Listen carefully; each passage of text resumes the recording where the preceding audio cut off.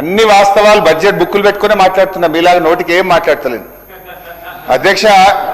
నేను ఫైనల్ ఒకటే చెప్తున్నా అధ్యక్ష, గౌరవనీయులు భట్టి గారితో రాష్ట్ర ప్రభుత్వంతో ఆనాడు నిరుద్యోగులను ఓటింగ్ మిషన్ల లెక్క మీరు వాడుకున్నారు అధ్యక్ష. ఇప్పుడు వాళ్ళ నెత్తురు కళ్ళు చూస్తున్నారు అధ్యక్ష. దయచేసి ఇప్పటికైనా మీ పాపాలు గడుక్కోవాలనుకుంటే మీరు చెప్పిన ప్రకారంగా వెంటనే 2 లక్షల ప్రభుత్వ ఉద్యోగాలకు నోటిఫికేషన్ ఇవ్వాలని చెప్పి ఆ నిరుద్యోగుల పక్షాన్ని ప్రభుత్వాన్ని నేను డిమాండ్ చేస్తా ఉన్నా అధ్యక్ష. మరొక పథకం అధ్యక్ష, రాజీవ్ యువ వికాసం అధ్యక్ష. ఈ పథకం గురించి రెండో బడ్జెట్ ప్రసంగంలో భట్టి గారు చెప్పారు అధ్యక్ష. పేజ్ నెంబర్ 29 సెకండ్ బడ్జెట్ ప్రసంగం అధ్యక్ష. ఎస్సీ ఎస్టీ బీసీ మైనార్టీలు మరియు ఆర్థికంగా వెనుకబడ్డ వర్గాల యువతకు స్వయం ఉపాధి కల్పన కోసం రాజీవ్ యువ వికాసం అనే పథకాన్ని ప్రారంభించాం. ఈ పథకం యువతకు ఉపాధి కల్పనలో ఒక గేమ్ చేంజర్ గా నిలుస్తుంది. ఈ పథకం ద్వారా యువతకు కనీ విని ఎరగని రీతిలో 6,000 కోట్ల రూపాయల కేటాయింపుతో ఈ పథకాన్ని ప్రారంభించాం అని రొమ్ము విరుచుకొని వారు చెప్పారు. వీళ్ళంతా బల్లలు కొట్టారు అధ్యక్ష. ఏడాది అయిపోయింది అధ్యక్ష.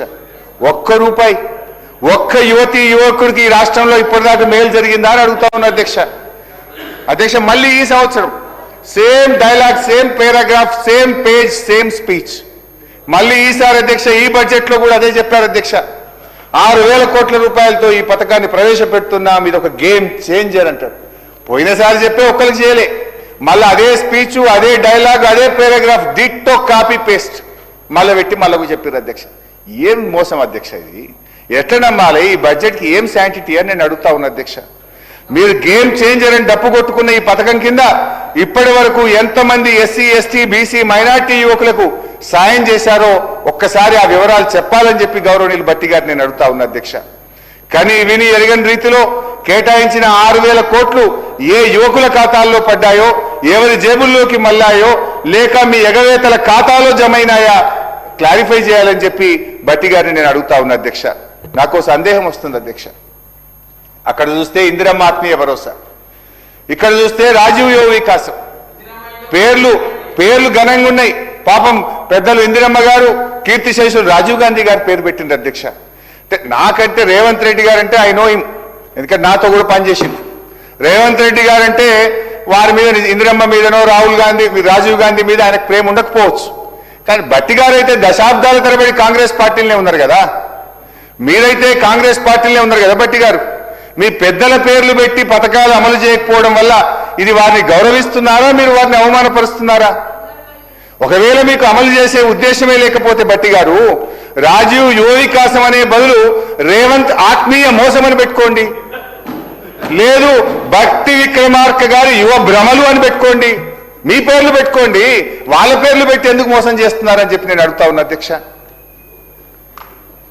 అధ్యక్ష మహిళల విషయంలో ఏం చెప్పారు? మహిళల విషయంలో అధ్యక్ష ఇది 24-25 బడ్జెట్ అధ్యక్ష. పేజ్ నంబర్ 34,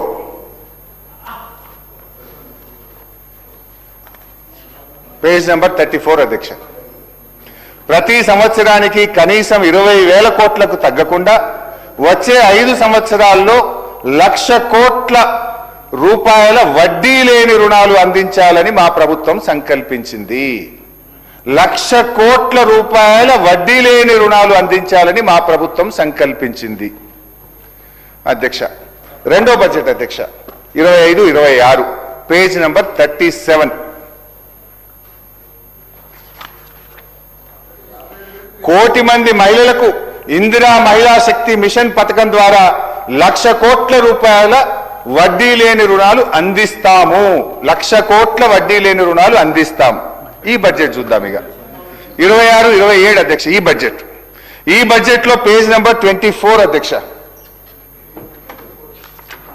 ఈ బడ్జెట్కి వచ్చేసరికి ఏమంటారంటే అధ్యక్ష, 5 సంవత్సరాల్లో 1,00,000 కోట్ల రూపాయల మేరకు బ్యాంకు ద్వారా రుణాలు ఇప్పించే ప్రయత్నం చేస్తాము అంటే అధ్యక్ష, 4వ బడ్జెట్ వచ్చేసరికి వడ్డీ లేని రుణాలు అనే మాటను మాత్రం కంఫర్టబుల్ గా మాయం చేసేసారు. మేనిఫెస్టోలో 1,00,000 కోట్ల వడ్డీ లేని రుణం, మొదటి బడ్జెట్ లో 1,00,000 కోట్ల వడ్డీ లేని రుణం, రెండో బడ్జెట్ లో 1,00,000 కోట్ల వడ్డీ లేని రుణం, మూడో బడ్జెట్ కి వచ్చేసరికి 1,00,000 కోట్ల రుణం. వడ్డీని కంఫర్టబుల్గా మాయం చేసిండ్రు అధ్యక్ష. అధ్యక్ష, మీరు ఇస్తున్నది ఏంది? నాడు బీఆర్ఎస్ ప్రభుత్వం ఏదైతే 5 లక్షల రూపాయలకు వడ్డీ లేని రుణం